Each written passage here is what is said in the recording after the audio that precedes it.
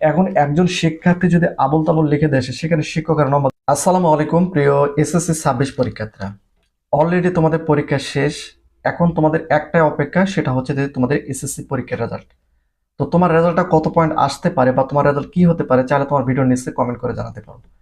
এখন বিষয়টা হচ্ছে যে অলরেডি তোমাদের যে প্রথম দিকে যে বোর্ড খাতাগুলো রয়েছে, বোর্ড খাতাগুলো অলরেডি শিক্ষকদের দেখা শেষ। এবং আমরা অনেক ক্ষেত্রে দেখতেছি, অনেক জায়গায় দেখতেছি যে 300 খাতার মধ্যে এতজন ফেল, 200 খাতার মধ্যে এতজন ফেল।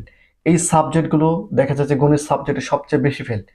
এই ধরনের নিউজগুলো কিন্তু এখন বর্তমানে আমরা পাচ্ছি। তো বিষয়টা হচ্ছে যে এগুলো ভিডিওতে ভিউজ না আসার কারণে কিন্তু অনেকে এই ধরনের ভিডিওগুলো আপলোড করতেছে, অনেকেই কিন্তু আমাদের এই ভিডিওগুলো শেয়ার করতেছে।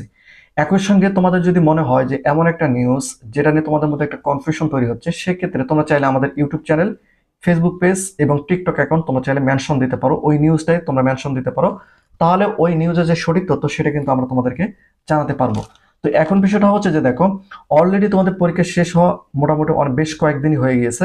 এখন তোমাদের যে বোর্ড খাতাগুলো শিক্ষকরা দেখছে, এখানে তুমি ফেল হও আর পাস হও, যেটাই হও, এই নম্বরগুলো এখন প্রধান পরীক্ষক বরাবর পাঠানো হবে, প্রধান পরীক্ষকের কাছে যাবে। কারণ প্রধান পরীক্ষকের অধীনে কিন্তু কয়েকশো জন শিক্ষক থাকে বা কয়েক শিক্ষক থাকে। তারা ওই খাতাগুলো নম্বর এবং খাতাগুলো প্রধান পরীক্ষকের কাছে পাঠিয়ে দেয়। এখন প্রধান পরীক্ষক আবার কি করবে, ওই খাতাগুলো আবার শিক্ষা বোর্ডে পাঠিয়ে দেবে।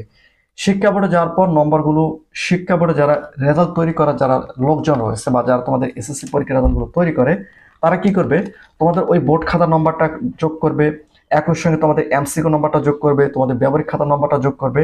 অর্থাৎ প্রত্যেকটা নম্বর তোমাদের যোগ করবে। যোগ করার পর দেখবে যে তুমি এসএসসি পরীক্ষায় কত পয়েন্ট পেয়েছো, এসএসসি পরীক্ষায় তুমি কত পয়েন্ট পেয়েছো, সেটা আবার অনলাইন আপডেট করা হবে। অর্থাৎ অনলাইনে এবং এসএমএস এর সাহায্যে যে তোমরা এসএসসি পরীক্ষার রেজাল্টটা দেখবে, এটা কিন্তু তারা আবার অনলাইনে আপডেট করবে। অনলাইনে আপডেট করার পরে তোমাদের এসএসসি পরীক্ষার রেজাল্ট প্রকাশের চূড়ান্ত তারিখ কিন্তু তারা জানিয়ে দেবে। এখন বিষয়টা হচ্ছে যে তোমাদের মধ্যে অনেক শিক্ষার্থী বলতেছে যে আমি পরীক্ষায় ভালো লিখে আসি। যদি ভালো লিখে আসো, দেখা যাচ্ছে যে তোমার নম্বর কম পেয়েছে, এমনটা যদি মনে হয়, তাহলে যেহেতু বোর্ড থেকে তোমাদের বলে রাখছে, যদি তোমাদের কোনো কনফিউশন প্রশ্ন থাকে সেক্ষেত্রে তোমরা চাইলে ওই সাবজেক্ট আবার বোর্ডে রিঅ্যাপ্লাই করতে পারো বা বোর্ড পুনরীক্ষণ করতে পারো বা বোর্ড চেঞ্জ তোমরা করতে পারো। বোর্ড চেঞ্জ করলে কি হবে, ওই খাতাটা শিক্ষকেরা পুনরায় দেখবে। তবে আমি তোমাদের এতটুকু বলতে পারি, তোমাদের এবার পরীক্ষা যারা পাশ করবে তারা আসলে সঠিকভাবে পরীক্ষা দিয়েছে বলে পাশ করবে। তোমাদের মধ্যে অনেক শিক্ষার্থী রয়েছে, আমরা দেখেছি আমাদের ফেসবুক পেজের মধ্যে কিন্তু আমরা কয়েকটা বোর্ড খাতার প্রথম পৃষ্ঠা, দ্বিতীয় পৃষ্ঠা, এরকম পৃষ্ঠা কিন্তু আমরা পোস্ট করতেছি, যেখানে শিক্ষকরা আবোল তাবোল লিখে দিয়ে আসছে। এখন একজন শিক্ষার্থী যদি আবোল তাবোল লিখে দিয়ে আসে, সেখানে শিক্ষকের নম্বর দিবে না, কারণ শিক্ষার মধ্যে নির্দেশনা দিয়েছে সঠিক প্রশ্ন উত্তর লিখলে তাদেরকে শুধুমাত্র নম্বর দেওয়া হবে। এখন তোমরা যদি আবোল তাবোল কিছু লিখে দিয়ে আসো, সেখানে কিন্তু শিক্ষকরা কখনো তোমাদেরকে নম্বর দিবে না, সেখানে শিক্ষকরা কখনোই তোমাদেরকে নম্বর দিবে না।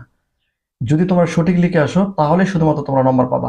এখন বিষয়টা হচ্ছে যে তোমরা যদি সবকিছু ঠিকঠাক থাকে তাহলে কিন্তু তোমরা পূর্ণাঙ্গ নম্বরটা পাবা। আর দেখা যাচ্ছে যে তোমাদের যদি সবকিছু ঠিকঠাক না থাকে, তোমরা যদি আবোল তাবোল লিখে আসো, সেক্ষেত্রে কিন্তু তোমরা নম্বরটা পাবা না। আমি বিষয়গুলো এই কারণে তোমাদের পরিষ্কার করে দিচ্ছি, কারণ এই বিষয়গুলো যদি তোমরা পরিষ্কার না হওয়ার পরবর্তী দেখবা যে তোমরা নিজেরাই বলবা যে আমি সম্পূর্ণ খাতা লিখে আসলাম, আমরা পূর্ণাঙ্গ খাতা লিখে আসলাম, আমি শিট নিলাম, তারপর আমি পরীক্ষায় ফেল। আসলে এবার কিন্তু এই নিয়মটা চালু করা হয়েছে যে শিক্ষার্থীরা যদি সঠিক প্রশ্ন উত্তর লিখে আসে তাহলে শুধুমাত্র তাদেরকে নম্বর দেওয়া হবে। তো জাস্ট আমি একটা কথা বলে রাখি, বিষয়টা হচ্ছে যে তোমরা যাই লিখে আসো, তবে শিক্ষকরা চাইবে যে প্রত্যেকজন শিক্ষার্থী পাস করুক। এখন তোমরা যদি পাস মার্কটা নাও তুলতে পারো, সেক্ষেত্রে কিন্তু শিক্ষকরা তোমাদেরকে পাস করে দেবে না। আমরা অনেক ক্ষেত্রে দেখতেছি শিক্ষকরা কিন্তু লিখেও দিচ্ছে, অনেক শিক্ষার্থীকে লিখে দিচ্ছে, এমনটা আমরা দেখতেছি। আসলে কতটুকু সঠিক সেটা তো আমরা ভিডিওর মাধ্যমে পরিষ্কার বুঝতে পারতেছি না, তবে লিখে দিচ্ছে অনেক জায়গায় আমরা দেখলাম। তো যাই হোক, টোটাল বিষয়টা হচ্ছে যে পরীক্ষা তোমরা যারা ভালো দিয়েছো তোমাদের রেজাল্টটা ভালো হবে, এটা তোমরা মাথায় রাখো। তোমরা যারা পরীক্ষা আসলে ভালো দিয়েছো তোমাদের পরীক্ষার রেজাল্টও ভালো হবে। তবে তোমরা যারা একটু খারাপ পরীক্ষা দিয়েছো, রেজাল্ট খারাপ হলেও তোমরা পাস করে যাবে ইনশাল্লাহ। তো যাই হোক, তোমাদের রেজাল্টটা হয়তো সামনে প্রকাশিত করবে। রেজাল্ট প্রকাশের পর যদি কোনো প্রকার প্রবলেম হয়ে থাকে, তোমরা চাইলে আমাদেরকে জানাতে পারো। তো প্রতিনিয়ত শিক্ষামূলক খুঁটিনাটি আপডেট ভিডিও পেতে অবশ্যই চ্যানেলটিকে সাবস্ক্রাইব করে রাখো।